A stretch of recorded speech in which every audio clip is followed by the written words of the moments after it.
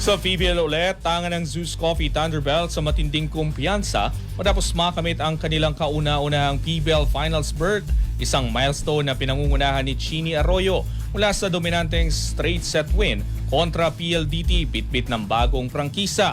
Ang paniniwalang wala na silang dapat katakutan habang inahabol ang Corona kontra Petrogas, patunay sa mabilis nilang pag-abante mula sa expansion team tungo sa title contender. Ang detalye alamin sa eksklusibong pag-abante ni Jesse Escanio.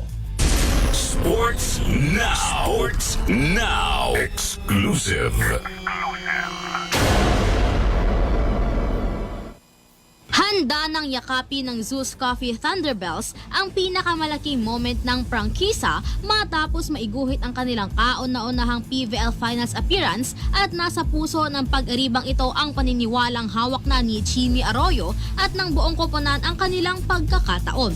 Ayon kay Arroyo, pagkatungtong nila sa semifinals ay malinaw na sa team na wala na silang dapat ikatakot at ipagpaliban ang bawat oportunidad. Siguro po, andito na kasi kami, so why not ilaban na po namin kasi wala naman po mawawala kung ilalaban na namin.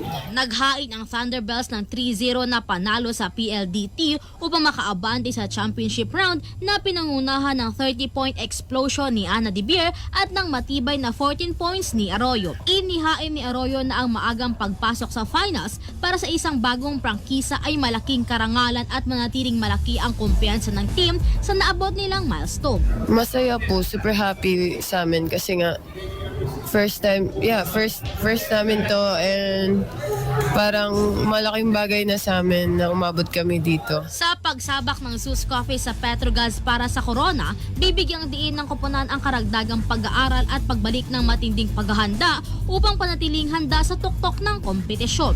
Umangat ang Thunderbelts mula sa 6 na panalo sa unang 5 nilang PVL conferences tungo sa 9 na panalo sa nakalipas na 10 laro para maabot ang historic na finals berth. Ako, si Jessie Escanio, Abante Sports Now.